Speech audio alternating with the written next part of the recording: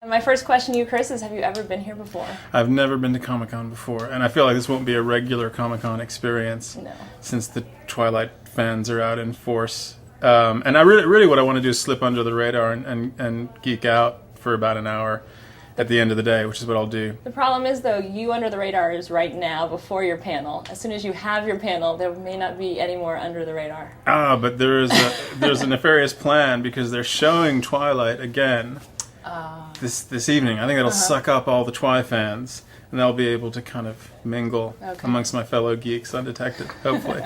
Both Kristen and Rob, you guys talked about in the press conference how much you love New Moon, and that's your favorite book of the series. Can you tell us a little bit more why that's the one that really does it for you? For me, just because it was the most challenging. I mean,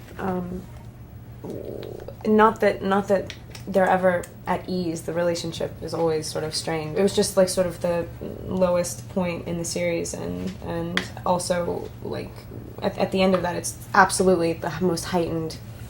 I mean, that the scene where we sort of forgive each other and get back together. It happens within. I mean, it happens in 10 seconds. I mean, like no talk. We don't even need to talk about it. It was like the one that affected me the most. I hadn't read the book before the idea of doing the film came up. I just love the cast. I think they're very talented young actors. And then when I read the book, you can really see the kind of archetypal longing that it embodies. And having been broken up with so many times in my life, I felt I could really identify with Bella. My sort of opinion of the whole series, the relationship between Edward and Bella, I mean, I always saw it as, the thing which I was relating to, the thing which I was kind of trying to draw from was, when you're a guy and you find yourself becoming or being so in love with someone, what? No. I'm just looking at you on a TV. You're on a roll. I think you should keep going. You had two big issues to deal with. You had one, Jacob transforming into a werewolf.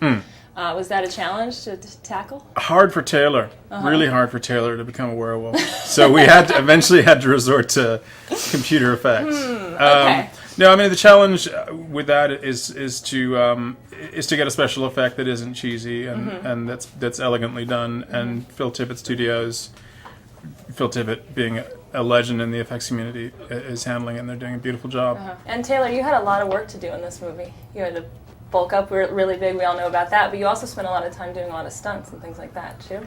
Yeah, it was a lot of fun. I actually, I almost got to do all of my own stunts. You tried, right? Which was fun. I got to do all of the dirt bike riding. There was so much of that. Just kidding. No, but yeah, I got to like practice dirt bike riding and do that. I got to do a few other things. He like catapulted himself into a window. It was really impressive. It was fun. Yeah. Yeah, it was insane. Yeah. Like, it was something a stunt guy really actually should have done. You find yourself like in love with someone or something, and it becomes you start to see too much of yourself. You become too aware of yourself. Shut up. God. And